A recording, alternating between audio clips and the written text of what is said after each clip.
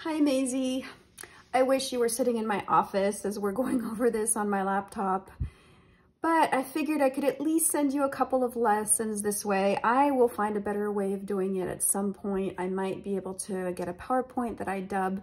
This is really the low budget, fast way, same way I'm doing math, but I figured this was better than nothing and a good place to start. So I could at least give you the lesson this week. And if you want it, by the way, Latin is optional. You don't have to.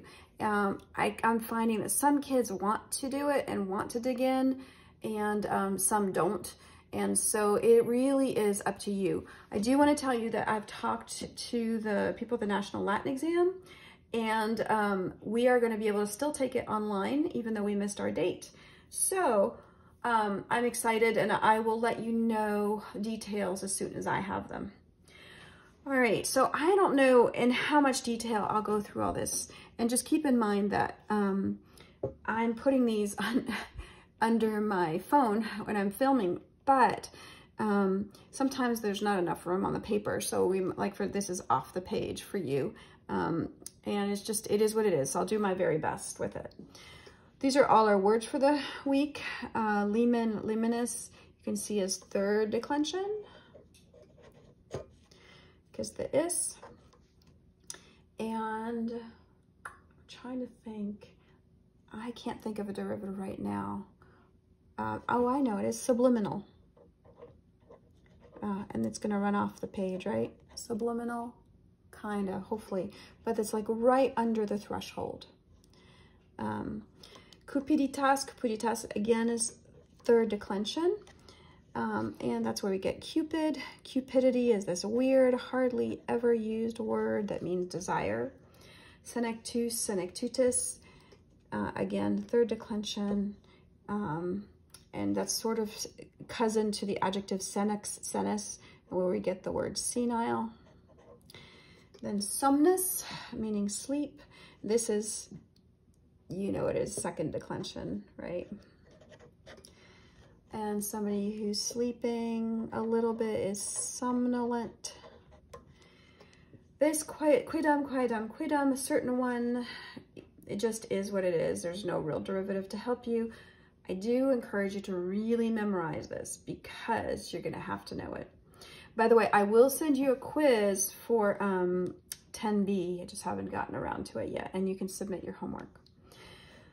Pudicus is an adjective, and first, so it's actually all of these down to uter, right? And even this you could consider an adjective, really. But these are adjectives, and they're first and second declension adjectives. Pudicus, I mean, can't really think of a derivative, so I'm going to skip that one. Superbus, you obviously know superb. If you remember way back when you were in Latin 5 or 6, we talked about Tarquinius superbus, Tarquinius the proud. Then there's ulus, ulla, ullum, any, uter, utra, utrum, either or which. And I always remember uter, uter, this, or uter that, either this or that. That's one of the reasons I sort of pretend I'm saying either without the H as a way to remember it. Iste, iste, istud, you've already learned, right? Sort of this slightly insulting way of saying it, that one of yours. Idem, eadem, idem, the same, right? We did that with pronouns at the beginning of the year. Another adjective, tristis, triste, and this is a third declension adjective, right? This is masculine, feminine, and this is neuter. And you know, I can think of it in Spanish, triste, or in French, triste. I can't really think of any in English. Enem, you just have to know for, or in fact, or truly. And nimis, nimium, which means too much, and it's an adverb that you're gonna see a lot. So these are your vocab for the week. And again, this is optional, but I figured I would give it to you. All right.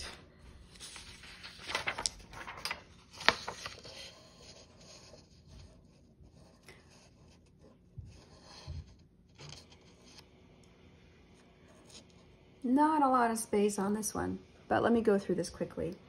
So these are all the adjectives of special and irregular comparison. And these are irregular, but they're not hard because all that it is adding a double letter. So facilis and difficilis, which are really the same, they're all the same as before in the comparative. You're doing ior, okay? Or similis, something similior, or gracilior, right? This is exactly the same as what you did last week. But in the superlative is where things are a little different. And here, essentially, what you're doing is you're just doing a double L, right? Because the facilis, similis, gracilis, humilis, right? They have that same lis ending. You're just going to have a double L, and you're not going to have the isimus that you're used to seeing. So isimus is not going to happen. Instead, you're just going to have the double L, facili, and there's mus at the end, difficili, mus, because otherwise I think they did that because it would be too long. Difficilissimus would have been insane, right? Probably to write on tablets, so they shortened it. So that's these six, these particular six that end in lis. You're also going to look at a whole bunch that end in er, and it's going to be a very similar situation. Liber, libera, liberum, free, different than liber, libri, right? Book. Pulcher, pulcra, pulcrum, which you've seen before, and acer, acris, acre. You'll see these are first and second declension. This is a third. What they have in common is just the er. So in the comparative, very easy. You're really just adding your to the stem.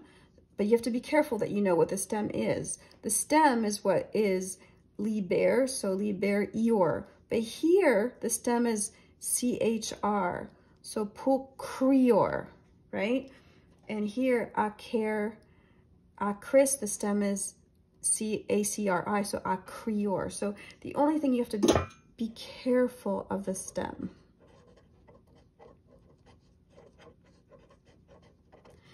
Over here, it's going to be, with a superlative, it's going to be the exact same idea as up here. You're going to just double the letter, and there's no isimus again. And so instead of adding isimus, you're going to have two r's. Because it ends in er, they're just going to take that er and double it. And here, actually the stem really only applies to the comparatives. The superlatives keep the original. Liberimus, pulcherimus, acerimus. Okay, you're just going to take this very first one, right, and just add another R and then emus. So you can see if I do liber and add remus, my handwriting, acer plus remus, right? Pulcher, if I try to slip that in there, it's not good of it. You get the idea. All right. Next would have been your in-class work, and you have all the answers for that. This is so easy. This is just telling you for the ER adjectives, how do you make a comparative and superlative? And you just go back to what I just taught you. Superlative, the same here. For the ones ending in LIS, the same thing. You're just going to go back to what I just taught you. And here are just translations. So for example, liber similimus, this is a superlative. So the very similar book, right? Or the most similar book.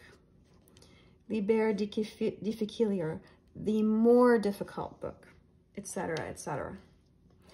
Okay, and you have the answers, so you can check your work if you want to do this. Again, this is all optional, but I felt I didn't want to leave you sort of in the lurch if you did want to keep doing this.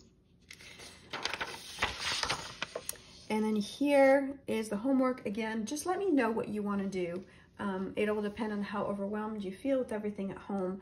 And so it will be sort of up to you what you give me, okay?